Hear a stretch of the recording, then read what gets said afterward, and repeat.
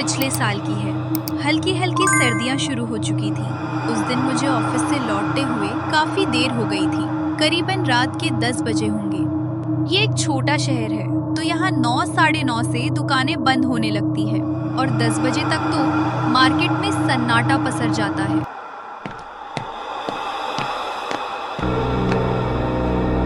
ओहो, आज फिर देर हो गई। देखो तो पूरी सड़क कैसे सुनसान पड़ी है। इंसान क्या, यहाँ तो एक जानवर भी दिखाई नहीं दे रहा। ये पहली बार नहीं था जब मैं ऑफिस से लेट वापस घर लौट रही थी, पर आज बात कुछ अलग थी। डर के मारे पूरे शरीर में सिरहन हो रही थी और गला सूख रहा था। मैं चारों तरफ बड़े ध्यान से देख रही थी और तभी एक बंद दुकान के आगे मुझे हल्की सी इंसानी आकृति दिखाई दी। उसको देखते ही मैंने चैन की सांस ली। मेरी जान में जान आई कि मैं इस सड़क पर अकेले नहीं हूँ। चलो, कोई तो है यहाँ। अंधेरा और कोहरे के कारण मुझे कुछ ठीक से दिखाई नहीं दे रहा था। थोड़ा ध्यान से देखा तो समझ आया कि वहाँ किसी रखे सामान की शायद वो परछाई थी। तभी न जाने कहाँ से कौवे की काव काव शुरू हो गई। ये आवाज मेरे कानों में तीर की तरह चुभ रही थी, जैसे मानो वो किसी अनदेखी अनहोनी दुर्घटना की ओर इशारा कर रही हो। बहुत हुआ, मैं पिताजी को कॉल कर ही लेती हूँ। पिताजी को कॉल करके यहीं बुला लेती हूँ। मेरे होश तब उड़ जाते हैं जब मुझे पता चलता है कि फोन की बैटरी तो डेड है। जरूरत के वक्त ही फोन को डेड होना था। अब क्या करूँ? ऐसा सुना था जब बुरा वक्त आता है तो सारी चीजें उल्टी पड़ने लगती है। तभी पीछे से बाइक की आवाज आती है। जहाँ उस अंधेरी सड़क पर अकेले ना होने की राहत मिली, वहीं एक सुनसान सड़क पर एक अकेली लड़की को देखकर कुछ अनहोनी होने का डर भी सता रहा था। मैंने बाइक पर बैठे लड़के की ओर देखा तो उसने मेरे सामने अपनी बाइक रोक दी। अरे बिटिया, इस समय सुनसान सड़क पर कहाँ चली जा रही हो? चलो घर वापस जाओ। हमने तक बाहर निकलने से पहले आज 100 बार सोचा, पर तुम गजब होई गवा भैया। तुमरे घर में तुम्हारी चिंता कोई करत है कि नहीं? बाइक पर एक वृद्ध को देखकर जान में जान आई। अंकल, मैं ऑफिस से बस घर वापस ही जा रही हूँ। फोन की बैटरी डेड थी तो पिताजी को बस स्टैंड पर बुला नहीं सकी। अगर घर आसपास है तो बाइक पर बैठ जा, मैं तुझे छोड़ दूंगा। नहीं अंकल, मैं चली जाऊंगी। अरे चलो, जिद मत करो बिटिया। तुम्हारी जैसी खूबसूरत लड़की को ऐसी सुनसान गलियों में इस वक्त घूमना नहीं चाहिए। जहां अभी तक मैं अंकल के आने से सुरक्षित महसूस कर रही थी, वहीं उनकी बातें सुनकर और आव भाव से मैं अब अनकंफर्टेबल हो रही थी। आपकी मेरे प्रति चिंता के लिए मैं बहुत आभारी हूँ, पर मैं चली जाऊंगी। Thank you. मैं बस चली ही थी कि अंकल ने मेरा हाथ पकड़ लिया। अरे कहाँ चली? रुको। मैंने गुस्से से उनका हाथ झटक दिया और चिल्लाया, एक बार बोल लिया ना, समझ नहीं आता? मैंने बस ये बोला ही था कि अंकल बर्फ की तरह जम गए। उनकी आंखें फटी हुई थी और मुंह खुला हुआ था। वो मुझे ऐसे देख रहे थे जैसे उन्होंने कोई भूत देख लिया हो।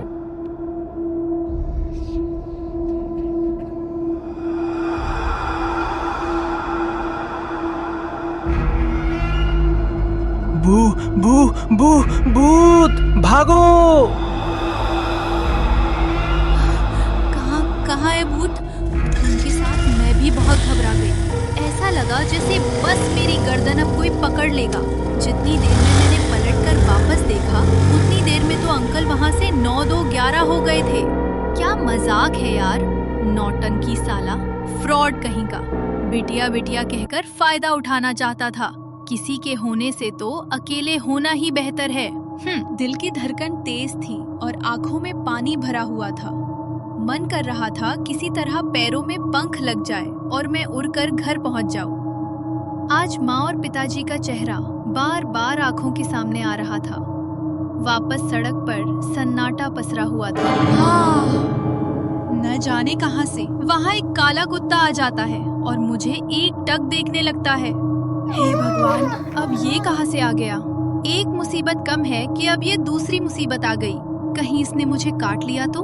अगर मैंने अपने आव भाव से दिखाया कि मुझे इससे डर लग रहा है तो ये पक्का मेरे पीछे पड़ जाएगा। मुझे बिना डरे चलते रहना होगा। किस इस मनहूस घड़ी में मैं आज ऑफिस से निकली थी कि मेरे साथ ये सब हो रहा है। हे भगवान बचा ले। थोड़ा आगे चलने पर जब मैंने पीछे पलटकर देखा तो दंग रह गई। अरे बाप रे, ये तो मेरे साथ ही चल रहा है। ऐसा सुना था मैंने पिताजी से कि कुत्ते जिनको पसंद करते हैं उनकी रक्षा वो अपनी जान पर खेल कर करते हैं। मुझे नहीं पता ये चुपचाप मेरे पीछे क्यों चल रहा था, पर अब मुझे डर नहीं लग रहा था। मन में भरोसा था कि कुछ हुआ तो ये तो है ही। यही सब सोचते सोचते न जाने कब मैं अपने घर की गली में मुड़ गई और सामने घर का गेट था। पिताजी गेट पर चुपचाप खड़े थे। आ गई तुम? आज बड़ी देर कर दी। चलो जल्दी अंदर चलो, थक गई होगी, बड़ी भूख लगी है। हम सब बस तुम्हारा ही वेट कर रहे थे। पापा की बात सुनकर मेरा मन भर आया। मेरे पापा कितने अच्छे हैं, एक बार भी मुझ पर नहीं चिल्लाए। पापा, मेरे मोबाइल में बैटरी नहीं है, वरना मैं आपको फोन कर देती। अरे बिटिया, कोई बात नहीं, बस आगे से ध्यान रखना। तुम्हारी बहुत चिंता हो रही थी। अंदर चलो, बाहर बहुत ठंड है। घर में अंदर जाने से पहले मैंने उत्सुकतावश पीछे मुड़कर देखा। वो डॉग वहीं खड़ा था और मेरी तरफ देख रहा था। ये देखकर मुझे उस पर बड़ा प्यार आया। मैं उसके पास गई। हाय, थैंक यू मेरे साथ रहने के लिए। तुम्हारी वजह से मुझे डर नहीं लगा, वरना आज सड़क पर तो मेरी जान ही निकल गई थी। मेरे पास तुम्हारे लिए कुछ ट्रीट्स है, ये लो। मेरे बैग में पड़े हुए बहुत सारे क्रीम बिस्किट्स मैं उसके सामने रख देती हूँ। तभी अंदर से पिताजी की आवाज आती है। बेटा रिचा, किससे इतना हंस हंस कर बातें कर रही हो? पिताजी इधर देखिए ना, इसी की वजह से मुझे आज सुनसान सड़क पर डर नहीं लगा। ये कितना प्यारा है ना, क्या हम इसको पाल सकते हैं? बोलते बोलते मैंने पिताजी का चेहरा ध्यान से देखा। उनके चेहरे पर हवाइयां उड़ी हुई थी, वो बर्फ की तरह जमे हुए थे। मैं कंफ्यूज थी कि ऐसा मैंने क्या बोल दिया। वो मेरा हाथ खींचकर मुझे अंदर ले जाने लगे। अरे अरे पिताजी क्या हुआ? आप मुझे ऐसे क्यों घर ले जा रहे हैं? क्या मैंने कुछ गलत बोल दिया? माफ कर दीजिए। बहुत पूछने पर महीनों बाद उन्होंने बताया कि उस रात उन्होंने क्या देखा।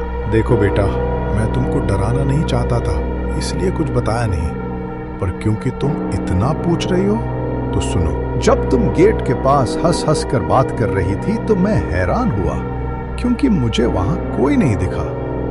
मैं सोचने लगा कि रिचा बात किससे कर रही है। ये देखने के लिए कि वहां कौन है, मैं तुम्हारे पास आया और मेरे होश फाख्ता हो गए। तुम्हारे पीछे मैंने करीबन 10-15 फीट लंबी काली परछाई देखी। मैं बस समझने की कोशिश ही कर रहा था कि उस परछाई ने एक राक्षस का रूप ले लिया। लाल आंखें, लंबे काले घने बाल, भद्दी सी शक्ल। मैं जो देख रहा था मेरा दिमाग उसको समझ नहीं पा रहा था, इसलिए मैं वहां शायद कुछ देर बर्फ की तरह जम गया। थोड़ा सा जब होश आया तो मैं तुम्हारा हाथ खींचकर घर के अंदर ले आया। उस समय मुझे नहीं पता था कि हम उससे बचेंगे कि नहीं, या वो कहीं हमारे साथ घर तो नहीं आ जाएगा। उसने तुमको क्यों नहीं डराया, वगैरह वगैरह सवाल मेरे दिमाग में घूम रहे थे। बस ये अच्छी बात हुई कि उसका आमना सामना फिर कभी हमसे नहीं हुआ और ना ही किसी और से सुनने में आया। पिताजी, आपकी बातें एक स्वप्न जैसी लग रही हैं। क्या ये हो सकता है कि वो कोई परलौकिक शक्ति थी जिसने मेरी अकेली सुनसान सड़क पर उस रात मदद की?